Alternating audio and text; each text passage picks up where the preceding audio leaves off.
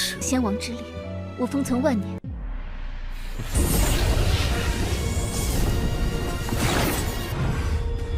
不信我拔了你们舌头！说，是不是你们杀了我老婆？随意。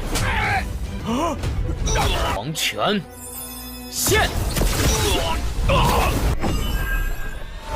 死而无憾了！你敢来，送死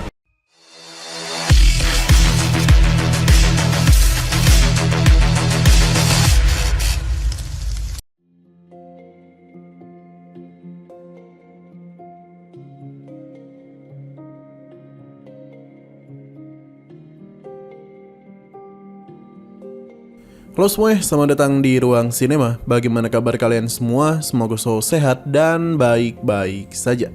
Sesuai jadwal, jadi pada hari ini kita akan kembali melanjutkan series Donghua Supreme God Emperor episode terbaru, yang mana ini adalah episode yang ke-613-nya. Bagi yang baru bergabung dengan series ini, kita sudah sediakan playlistnya. Jadi kalian bisa dengan mudah mencari di mana episode awal dari series ini. Namun sebelum kita mulai episode terbarunya, kita akan melihat dulu apa saja yang terjadi pada episode sebelumnya. Tepatnya pada episode 612. Sebelumnya, Muyun dan Igusu telah melakukan duel pedang, di mana itu merupakan teknik ciptaan dari Venerable Yun. Sebenarnya, teknik ini hanya diketahui oleh Venerable Yun dan Igusu saja. Sepertinya dia menggunakan hal itu untuk menguji firasatnya terhadap Muyun. Namun setelah semua itu, Bingyun memanggil mereka, di mana ia memberitahu kalau mereka telah menghubungi pihak sekte Yunhui untuk bisa meminta bantuan. Igusu tidaklah suka karena bagaimanapun ia masihlah membenci sosok Venerable Yun yang dirinya anggap sebagai pria tidak tahu diri. Bingyun mulai menceritakan kejadian sebenarnya di mana Venerable Yun telah menyerang sekte 33 pedang seorang diri untuk bisa membalaskan dendam kematian dari gurunya. Kabar itu tentu saja mengejutkan Igusu. Ini pun membuat ia merasa begitu bersalah karena selama ini telah memikirkan yang tidak-tidak kepada Muyun.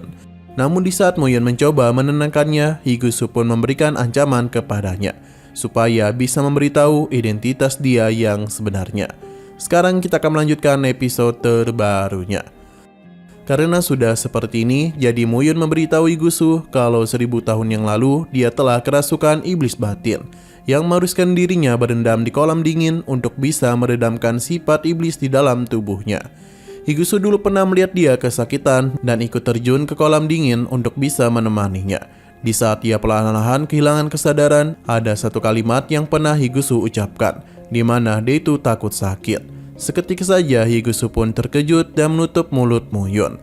Ia tidaklah pernah menduga kalau Muyun yang dia kenal dulu masihlah hidup dan berada tepat di hadapannya. Tanpa berlama-lama, Igusu langsung saja mengkokop Muyun. Semua itu dia lakukan untuk bisa memberikan kekuatan Muyun di kehidupan sebelumnya. Secercah kekuatan Raja Peri yang tersimpan dalam tubuhnya. Igusu sudah menyegelnya selama itu. Jika Muyun memang bisa menyempurnakannya, maka ia memang adalah orang yang dirinya kenal. Muyun tidaklah mempermasalahkan hal itu dan dia akan menunjukkan kalau dirinya memang adalah Venerable Yun. Seketika saja kekuatan sebelumnya pun Muyun serap. Hal itu sangatlah mudah karena pada dasarnya ini memang adalah kekuatan miliknya. Pada akhirnya Muyun telah mencapai ranah peri sejati tingkat 1. 先王之力，我封存万年。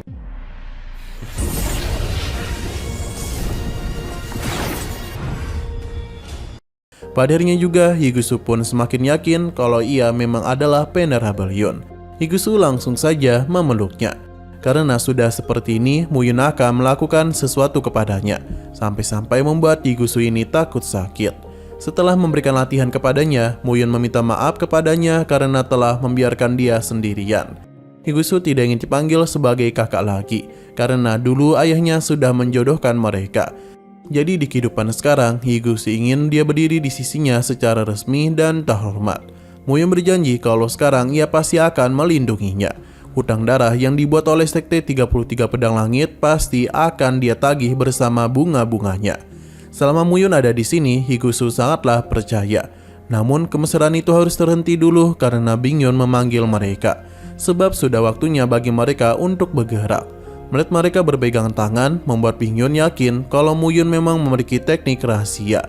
Tidak hanya menaklukkan hati Gusu, ia juga telah mencapai ranah peri sejati tingkat 1. Muyun sadar betul kalau semua ini sudah direncanakan sejak awal oleh Bingyun. Tapi rencana itu masihlah belum selesai. Kita dibawa ke sekte Bilau Huang Quan, di mana saat ini berbagai kekuatan telah mengepung mereka. Tujuan mereka kemari tentu sudah jelas, yakni menghancurkan sekte Bilau Huang Quan. Tapi orang-orang ini tidak takut kepada mereka, yang mana sebuah serangan langsung saja diberikan. Muyun muncul untuk bisa memberikan serangan balik yang mengakibatkan serangan mereka hancur dan mementalkan orang-orang itu. Wang Ji sangatlah kesal karena Muyun sendiri yang mengatakan tidak akan ikut campur. Namun Muyun hanya berkata terserah. Ia langsung saja memberikan pukulan kepadanya yang membuat ketua-ketua ini pun terpental. 不信我拔了你们舌头！说，是不是你们杀了我老婆？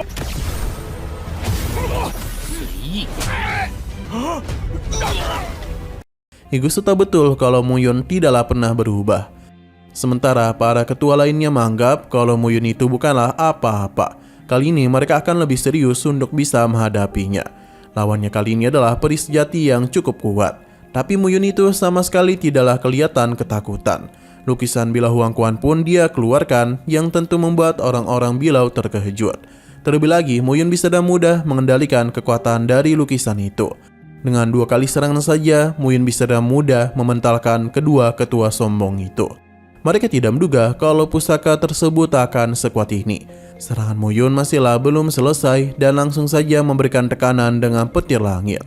Kedua tetua ini pun meminta bantuan kepada tuan mereka, yang mana tetua dari sekte Limbau akhirnya mengungkapkan wujudnya. Seng Seng Dan mampu menghancurkan tekanan itu dan meminta untuk menyerahkan Muyun kepadanya. Beliau ini adalah peri emas tingkat 1.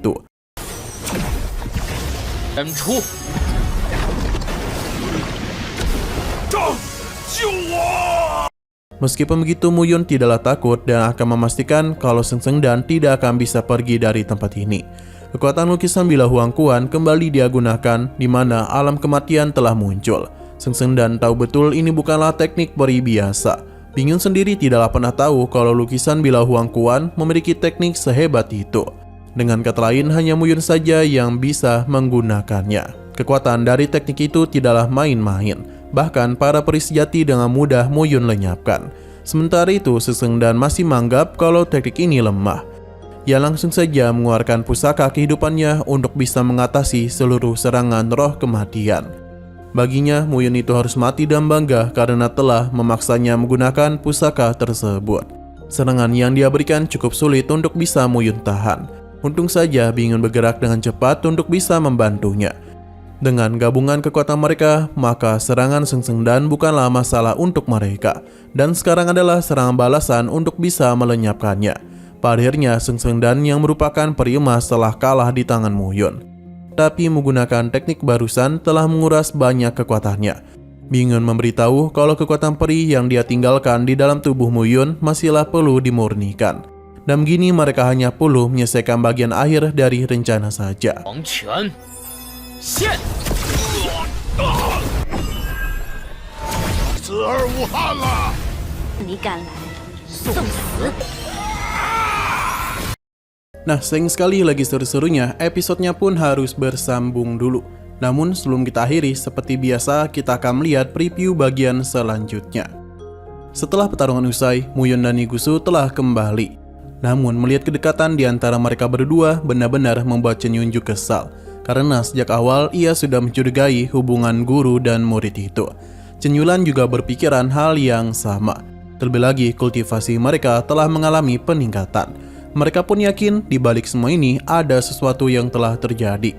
Sementara penguasa Istana Ponik Ungu agak kesal karena tidak diajak bermain juga. 我就说这是，而且连修为都突破的人，哼，居然不带。 Oke, sekian dulu pada video kali ini. Untuk video selanjutnya akan segera hadir. Jadi bagi kalian yang ingin mengikuti series ini, langsung saja klik subscribe dan aktifkan loncengnya. Terima kasih yang sudah menonton video sampai habis. Jika kalian suka pada video ini, klik like dan share ke teman-teman kalian tentang channel ini. Dan ditunggu aja kelanjutannya. Oke, sampai jumpa di video selanjutnya.